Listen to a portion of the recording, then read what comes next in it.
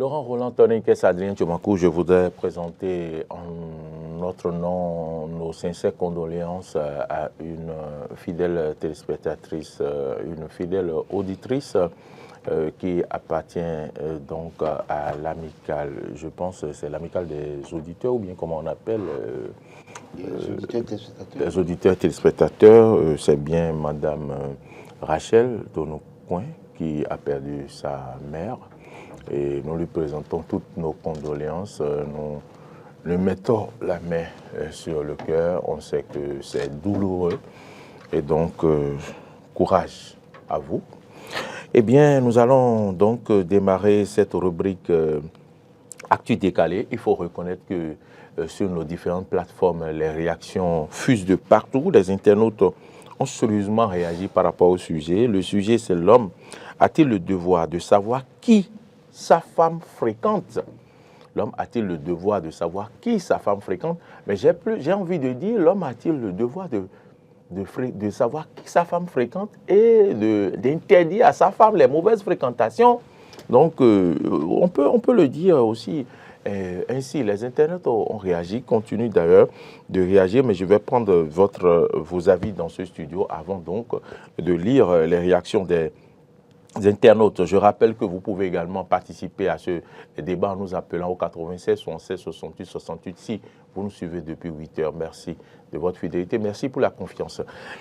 Laurent Roland Toniquès, l'homme a-t-il le devoir de savoir qui sa femme fréquente? Adrien Tchomakou, l'homme a-t-il le devoir de savoir qui sa femme fréquente? Oui, Maurice Lagua, il faut dire que la réponse est oui et non. Oui et non, parce qu'on dit souvent, dis-moi qui tu fréquentes, je te dirai qui tu es. Si tu laisses ta femme fréquenter une prostituée, c'est qu'elle-même, tôt ou tard, deviendra prostituée. Professionnelle de sexe, pareil. Autrement dit, si ta femme fréquente quelqu'un qui est une dame qui est vraiment consciente, qui est responsable des actes qu'elle pose, si ta femme fréquente une dame qui cherche à tout faire en bien, c'est que ta femme aussi fera tout en bien. Ce qu'il faut comprendre, c'est quoi? C'est que quand tu es femme de foyer, vous devez savoir ou connaître vos fréquentations. Ou du moins, ne cherchez pas à avoir d'amis, ne fréquentez personne. Je pense que toute femme, une femme au foyer, doit savoir ce que son homme veut, ce que son homme ne veut pas. Si ton homme, si ton mari, ton époux te laisse fréquenter tout le monde, c'est que vous êtes en train de tuer votre foyer. Votre foyer ne peut pas durer dans le temps. Si toi, la femme, tu dois aller à toutes les réunions de toutes les femmes, où tu es souvent appelé pour écouter ce qui a été passé de l'autre côté de la voie, chaque fois, tu es femme papato, c'est toi qui veux écouter tout ce qui se passe et raconter tout ce qui se passe dans le quartier. C'est que toi, tu ne vas pas rester longtemps au foyer. C'est de ça qu'il est question. Je pense qu'une femme qui veut rester longtemps au foyer doit mieux connaître son mari, doit écouter son mari. Si son mari lui interdit de ne pas fréquenter telle ou telle personne, si son mari lui interdit de ne pas vaquer à telle occupation avec telle personne, avec telle dame, alors ta femme doit obtempérer. Très bien. C'est ce que moi je voudrais dire tout le monde. Laurent Roland Toniquès, des femmes qui appartiennent à des groupes de cotisation, à des groupes de ci, de ça, les week-ends, c'est des fêtes, c'est des antennes sur la tête à n'en point fini, les allers-retours. Est-ce que l'homme doit s'intéresser à qui? Il doit s'intéresser à ceux que c'est doit savoir ce que cette femme fréquente. Est-ce qu'il a des raisons de s'inquiéter? L'homme a bien des raisons de s'inquiéter. Parce que moi, je pars de certains versets bibliques que si vous permettez, que je vais lire. D'accord. 1 Corinthiens chapitre 15, verset 33. Ne vous y trompez pas, les mauvaises compagnies corrompent les bonnes mœurs. Je poursuis en disant, Proverbe 13, 20. celui qui fréquente les sages devient sage. Mais celui qui se plaît avec les insensés s'en trouve mal. 1 Corinthiens 5, 11 également. Maintenant, ce que je vous ai écrit, c'est de ne pas avoir des relations avec quelqu'un qui, se nommant frère, est impudique ou cupide, ou idolâtre, ou outrageux, ou ivrogne, ou ravisseur, de ne pas même manger avec un tel homme. D'accord? Le proverbe chapitre 14, verset 7 dit « Éloigne-toi de l'insensé, ce n'est pas sur ses lèvres que tu aperçois la science. » Pour vous dire quoi? Si j'ai mon épouse, sa fréquentation doit pouvoir répondre à des normes. Je ne peux pas avoir mon épouse qui doit tout le temps, parce que vous avez parlé des fêtes organisées par les organisations les associations de femmes aujourd'hui, et avec les entonnoirs sur la tête tous les samedis, les lacis blancs ou les basins blancs ou les uniformes, ou tout le temps. La femme, on n'associe pas les maris. Hein, on n'associe pas les maris, non. La plupart du temps, c'est une catégorie de femmes qui s'adonne à cette pratique, malheureusement. Et si vous, votre femme doit pouvoir se retrouver dans ces milieux régulièrement, souffrez qu'on lui implique parfois un mode de vie et qui ne répond pas à vos exigences dans le couple. Je ne dis pas que c'est de la dictature dans le couple, mais il y a des normes, il y a des limites à ne pas franchir. Donc, si vous devez avoir de mauvaises compagnies, ça va corrompre les bonnes mœurs et bonjour les dégâts dans le couple. Ça dépend aussi, quelque part aussi, de l'éducation de votre épouse. Et ça dépend de la confiance que vous placez en votre épouse. Votre épouse peut collaborer, peut fréquenter quelqu'un, une mauvaise compagnie, mais amener cette compagnie, une mauvaise compagnie, à changer. Mais dès lors qu'elle fait l'essai une fois, deux fois, que ça ne marche pas, parce que si elle était peut-être en mission, ou peut-être aller évangéliser cette personne, ou sortir cette personne de ce mode de vie, dès qu'elle essaie une semaine, 2 semaines, et que ça ne marche pas, que vous constatez, vous devez pouvoir le dire, arrête finalement. Parce que si elle n'arrive pas à changer l'autre, c'est l'autre qui finira par la changer. C'est ça. Malheureusement. Donc, moi, je ne dirais pas oui et non. Je dirais oui, j'ai le droit de savoir qui ma femme fréquente. Elle doit pouvoir... Je ne vais pas rentrer dans sa vie pour autant, mais au moins, s'il a l'habitude d'aller rendre visite à Rhône, peut-être dans le quartier, je dois pouvoir savoir dans une certaine mesure ce qu'il lit, pour que demain, on ne m'amène pas des histoires. Si elle doit aller voir maman Annick dans le quartier, je dois pouvoir savoir pourquoi elle voit maman Annick. Pour que demain, maman Annick ne vienne pas dire qu'elle est en train de venir chez elle pour commencer par sortir avec son mari ou des histoires à dormir debout.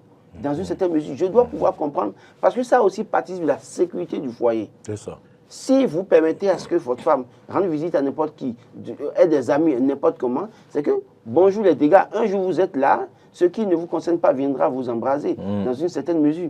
C'est pourquoi je dis, c'est sur quelle base alors vous vous êtes entendu pour le mariage. Parce que tout part de là aussi. Avant le mariage, vous devez pouvoir fixer les bases. Et dire, chez moi par exemple, après le mariage, écoute madame, pas de compagnie n'importe comment. On ne vient pas chez moi n'importe comment. Si tu as des choses à discuter avec les gens, que ce soit dans un délai bref, vous discutez, vous en discutez, je ne veux pas de visite tout le temps où l'autre vient s'asseoir, allonger les pieds dans le salon. On rentre dans le salon, on va même dans la chambre, la chambre à coucher. Si vous vous entendez sur ça dès le début, la femme comprend qu'il y a des limites qu'elle ne peut pas franchir. Mais si vous ne vous entendez pas sur ça, et que vous la trouvez dans une association, les associations que nous dénonçons, souffrez qu'elle continue à fréquenter l'association et que quand vous allez lui rappeler ça, je me rappelle de cet artiste dont je ne vais pas citer le nom, un monsieur l'a retrouvé dans une boîte de nuit en train de danser, il lui a proposé le mariage, il l'a prise en mariage, mais à un moment donné, le virus de la danse est toujours en elle. Elle veut aller danser, le monsieur refuse. Et un jour, elle dit, monsieur, mais écoute, tu es malade. C'est en dansant que vous m'avez vu. Tu m'as vu en dansant, tu sais, danser, c'est ma vie. Donc, tu ne peux pas m'empêcher de danser. Et finalement, le divorce est intervenu. Ah oui. Donc, parce qu'au départ, ils ne se sont pas entendus sur les modalités. C'est ça. Donc, avant le mariage, on s'entend sur les modalités. Madame, ok, on se met ensemble, mais je pense sincèrement que telle fréquentation, je ne supporte pas. Chez moi, on ne vient pas n'importe comment. Et je ne veux pas t'entendre aussi dire, je vais aller voir tel ami n'importe comment, ou on va chez l'ami, on est là du matin de 8h à 10h, ou même on bafoue même vos droits dans le foyer, dans le couple, dans cette mesure. Et vous n'avez même pas le droit à la parole. Ça dépend de vous. C'est à vous de fixer les bases dès le début. Pas pour embrigader la femme à la maison, l'empêcher de s'épanouir. Il faut permettre à la femme de s'épanouir. Mais en lui permettant de s'épanouir, il faut déjà fixer les normes pour éviter la dérive. Parce qu'aujourd'hui, malheureusement, beaucoup de femmes ont tendance à prendre ou bien éduquer d'autres femmes pour leur dire, écoute, tu vois, je vis seule, hein, et moi, je gère ma vie, je suis à l'aise, j'ai tout ce que je veux. Tu sais, il suffit d'un claquement de doigts, tout avoir. J'appelle telle personne, un sugar daddy vient, tout ça là. Et ça prend la tête de certaines femmes, malheureusement, qui pensent que c'est une belle vie. Mais au fond, la beauté, c'est éphémère. Ça finit par faner. Et quand ça fane, c'est fané, c'est fini. Ça dit que vous êtes à la merci du premier venu. Pourquoi interdire à sa femme ce qu'elle aimait faire et l'on l'a vu et l'on lui a fait la cour? Si la femme, elle aimait danser et vous l'avez découvert, pourquoi ne pas la laisser continuer par danser? Si elle chantait et vous l'avez découvert, pourquoi ne pas la laisser chanter? C'est relatif. En réalité, il faut canaliser la femme. Il faut la canaliser. C'est-à-dire... Mieux l'embrigader. Non, pas du tout. Il ne faut pas faire ça. Non, je voulais mieux comprendre ce qu'il dit, parce que je ne sais pas si dans ce qu'il appelle canaliser, c'est embrigader qu'il est en train de dire. Donc, je voulais mieux comprendre. Il faut que je te l'explique.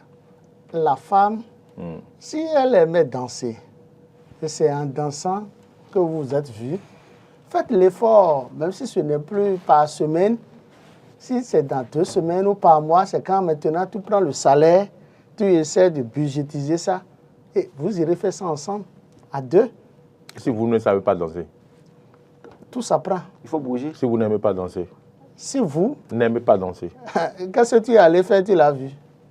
Ce n'est pas en dansant. C'est quand tu es allé... On peut aller dans les boîtes sans danser. Bon, vous l'amenez, moi vous vous asseyez, vous la laissez danser. Tout à fait. C'est possible. Tout est possible. C'est pour vous dire quoi? C'est pour vous dire que, en réalité, ce que vous voulez, expliquer ça à la femme. Elle doit comprendre, elle doit être compréhensible. Il faut la mener à la raison. Ok. Il faut la mener à la raison. Lui expliquer les conséquences ça. De la laisser danser, aller en boîte, elle seule. C'est les conséquences. Ou les conséquences de fréquentation, même s'il y a 2, vous devez partir, les conséquences de fréquentation des boîtes. C'est ça. Parce qu'en boîte, il y a des fumeurs, il y a tout. C'est vrai, il y a des boîtes dans lesquelles on ne fume pas. Vous comprenez, monsieur? Ce n'est pas les fumeurs qui sont des dangers pour les femmes. Hein. Non, je parle des fumées que nous inhalons. On peut essayer de lire un peu la réaction des internautes. Tout à fait. Si vous me permettez, oui, il faut essayer de canaliser. Il faut essayer de canaliser la femme, de l'amener à la raison. Beaucoup de femmes dans les foyers aujourd'hui, en côtoyant d'autres femmes, sont devenues des lesbiennes, malheureusement. Ils ne ressentent plus aucun plaisir avec leur mari. Il y a moi, je connais moins d'exemples, pas Bakalavi, parce que la veuve, à un moment donné, a commencé par peut-être se satisfaire seule. La jeune fille, jeune mariée, va dans la voie, dans sa chambre.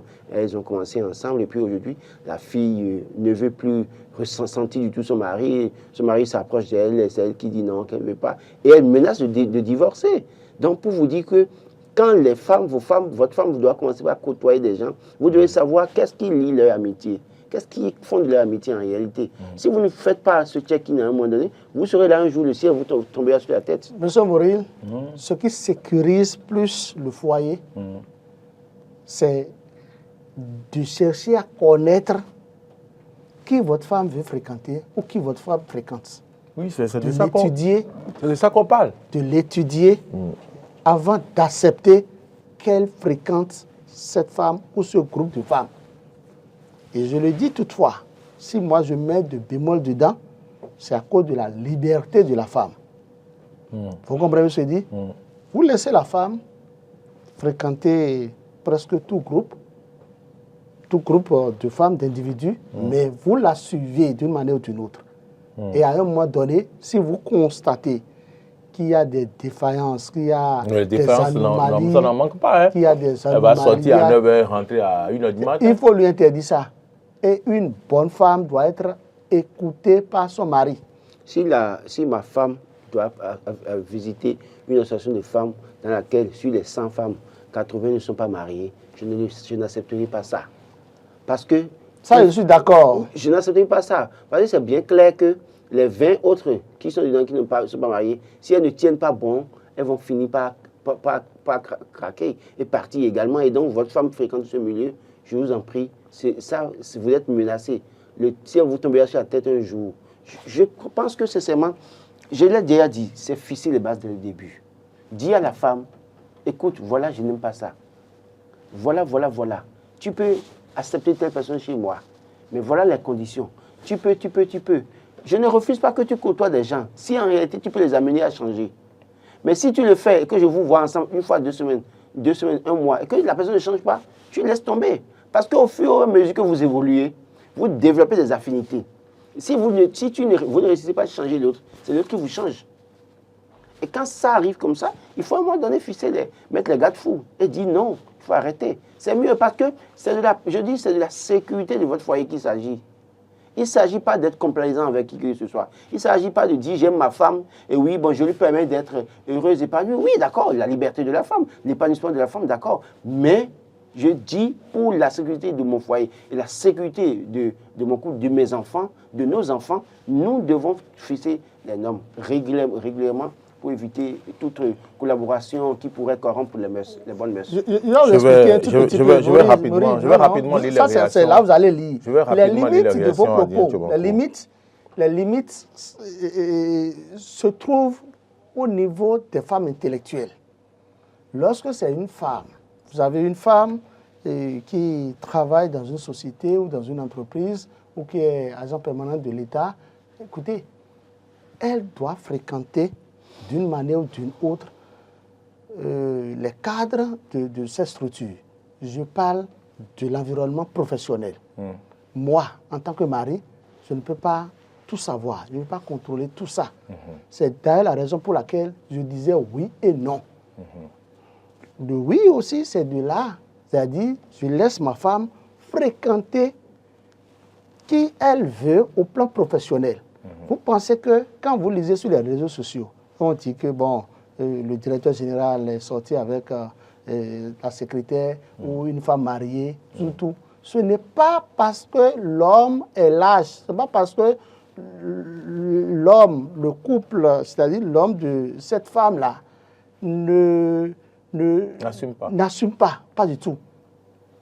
C'est parce qu'il ne peut pas tout savoir, puisque toi, l'homme, tu es aussi fonctionnaire, tu dois aller au service. Tu n'as pas fini de gérer tout ce que tu as géré. Comment tu pourras... Tu n'as pas aussi fini de gérer tes bureaux?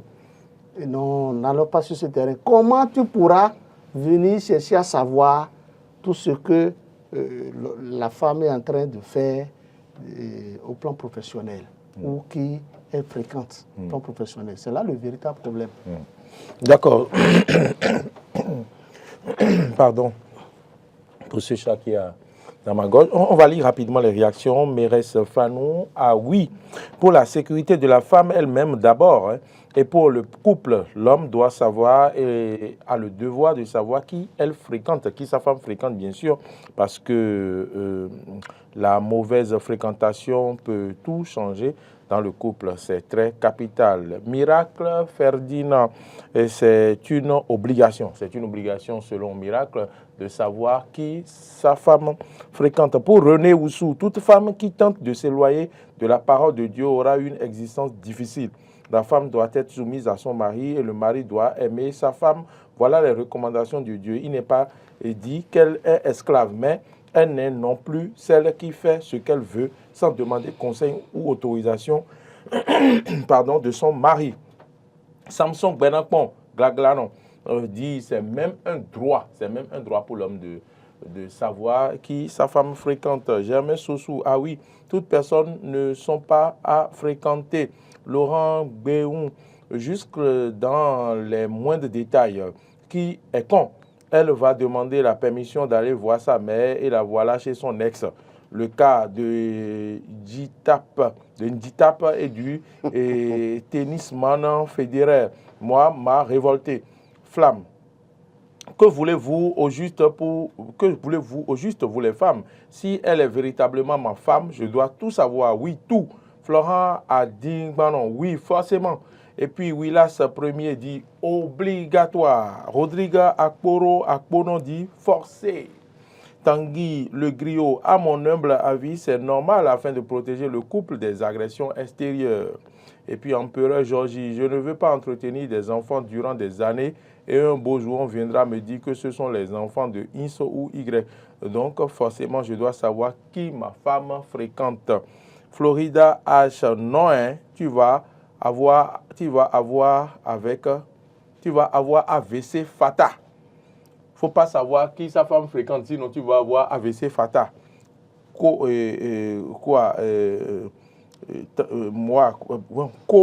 Plutôt que je pense que en cherchant à savoir qui ta femme fréquente, ça te prévient d'un AVC.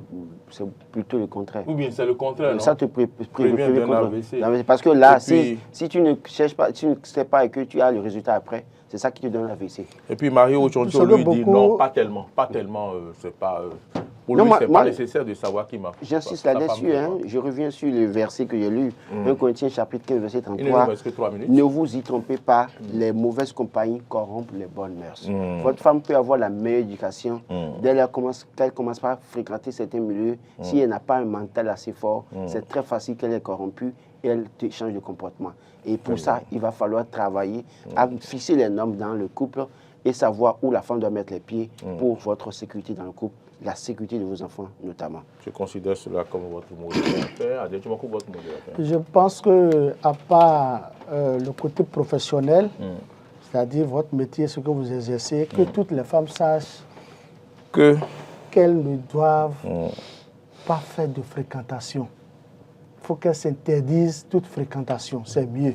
Ça sécurise leur couple parce que ça rend l'homme davantage à l'aise, ça rend l'homme davantage confiant et le foyer est tranquille. Aucun problème ne quittera de dehors pour venir vous bouleverser. L'homme a le cœur tranquille, l'homme sait que sa femme ne fréquente personne. L'idéal, c'est que la femme ne fréquente X ou Y, que la femme soit d'une manière ou d'une autre soumise, écoute bien son homme, entretient son homme correctement et la belle vie continue. Très bien. Merci à vous. Merci Laurent. Merci Adrien Tchebankou. C'est un plaisir. Vous êtes en costume ou en veste ce matin? Ah oui, je suis en costume. Aujourd'hui, vous êtes en costume. Il faut ressembler de temps en temps au chef de l'État. Il faut ressembler au chef de l'État. Voilà, ça se voit. Vous êtes vraiment en costume. Voilà, on salue au passage le chef de l'État et toute son équipe, tous ceux qui l'entourent. On salue également les dirigeants de cette maison, de la promotrice, au promoteur, mais également au directeur, enfin un clin d'œil au directeur général, donc la Mabalo et toute l'équipe, tout le personnel, voilà, qui travaille au quotidien pour que les choses marchent. Tu as oublié de me dire joyeux anniversaire. C'est aujourd'hui votre anniversaire. C'était passé hier.